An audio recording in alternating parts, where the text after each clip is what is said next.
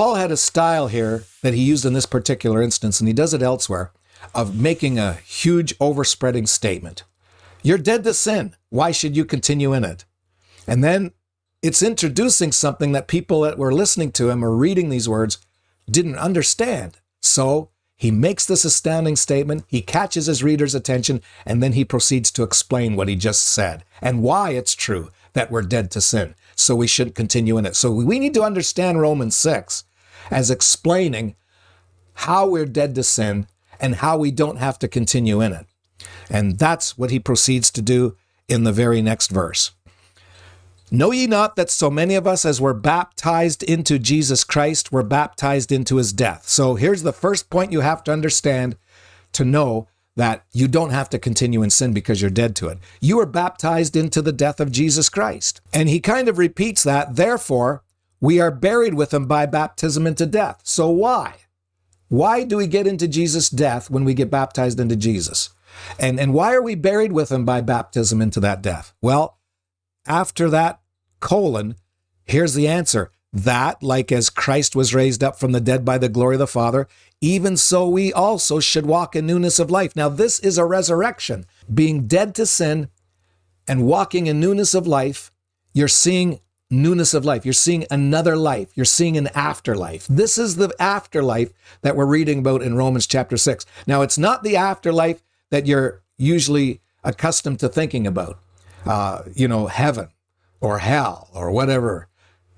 That is not what he's talking about here. He's talking about walking in newness of life right now in this present world. Remember I said the first resurrection is salvation, and the second one is something else that hasn't happened yet?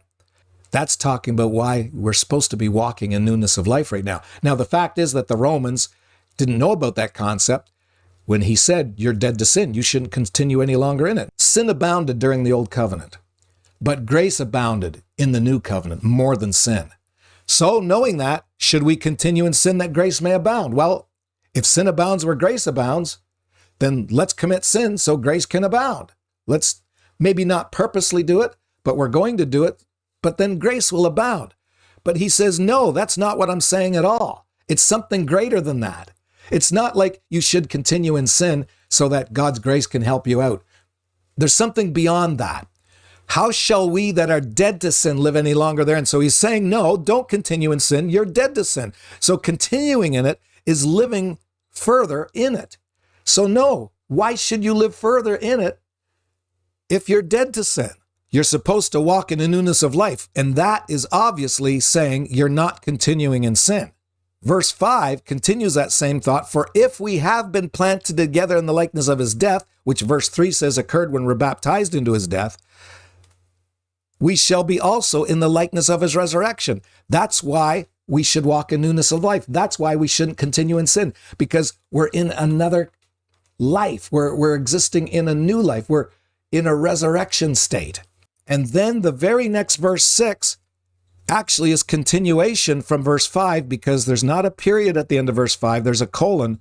So he's saying, you will be in the likeness of his resurrection if you know something. If you don't know this, you won't enjoy it. If you don't know healing, you'll never believe God for healing your sick body. If you don't know this, you'll never walk in newness of life. So here's what you need to know. Our old man is crucified with him. That's because we were baptized into Jesus' death so that our old man dies as well. It's crucified with him. Why? That the body of sin might be destroyed, and henceforth we should not serve sin. So this also tells us what it means to continue in sin. When he said, should we continue in sin that grace may abound? And he said, God forbid. Continuing in sin is serving sin. And he said, so you should not serve sin. You were crucified with Christ so that the body of sin would be destroyed. So you should no longer live in it. That's why you shouldn't continue in sin that grace may abound. You're dead to it. You don't even need to live in it anymore. You need to conquer it. So sin is the enemy that the first resurrection is meant to take care of. Now, I will say this, that not many believers understand that. And so it must be understood that it's going to take a long time to be taught and learn how Paul says we don't have to continue in sin and serve it.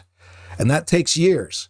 So you might say, well, if I'm in the first resurrection already and I'm saved, how come I'm still sinning? Because Paul said we won't serve sin. We won't continue in sin. It takes a long time to learn that.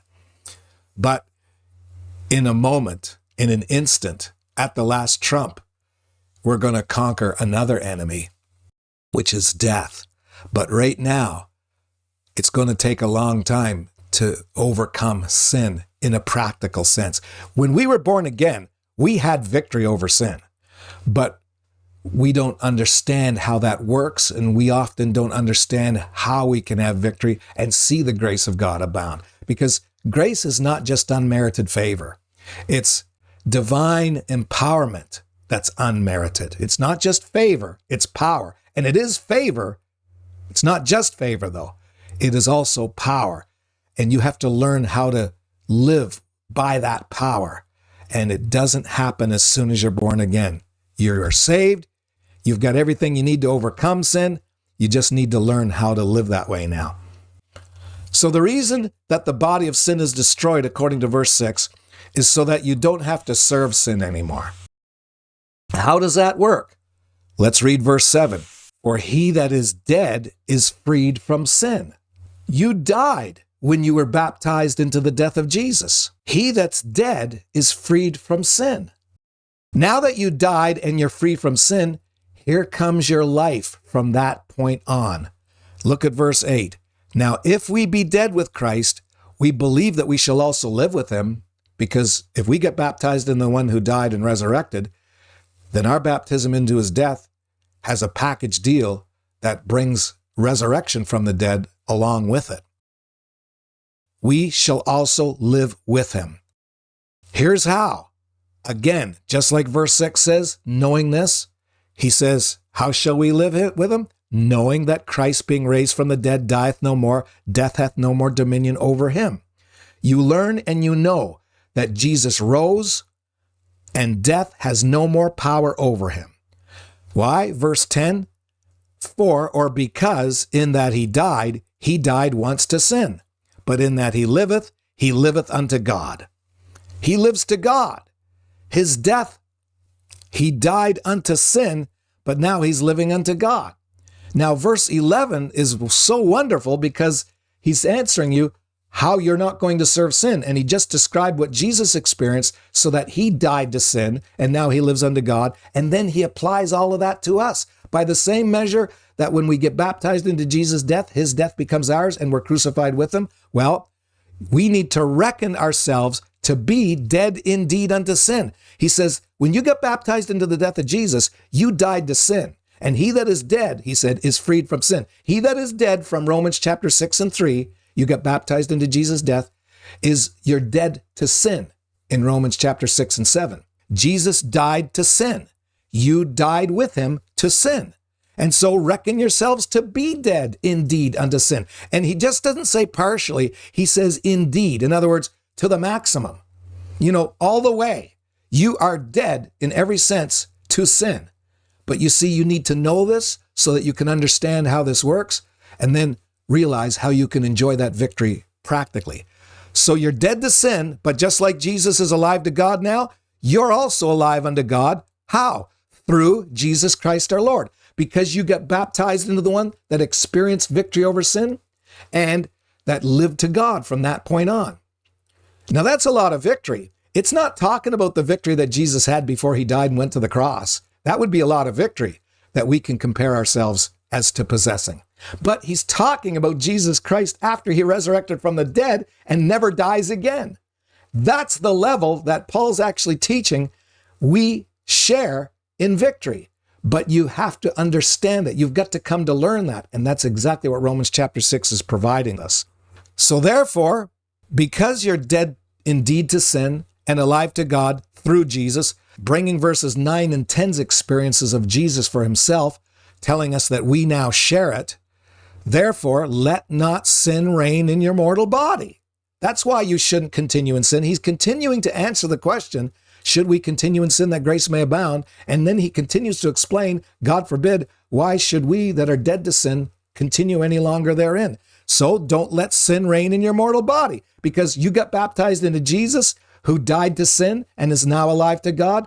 and you are now dead to sin and alive unto God. How? Through Jesus Christ. And verse 13 says, neither yield ye your members as instruments of unrighteousness unto sin, but yield yourselves unto God as those that are alive from the dead. You are alive from the dead as much as Jesus is, and your members as instruments of righteousness unto God. When you sin, you die spiritually. That's why the concept of resurrection is involved when you get saved. Because when you got saved, you died to sin, just like Jesus died unto sin and is now living unto God. Likewise, you are dead to sin indeed, but now alive unto God through Jesus Christ. In other words, that's only true of you because what happened to Jesus is now shared by you. You didn't physically die when you get saved. Jesus physically died. But because you were baptized into his death, then the benefits from him having physically died to sin, they're shared by you. You didn't actually physically experience that death when you got baptized in his death, but God counted it as your death. So you will experience his victory over sin so that you don't continue in sin, so that you don't live any longer therein.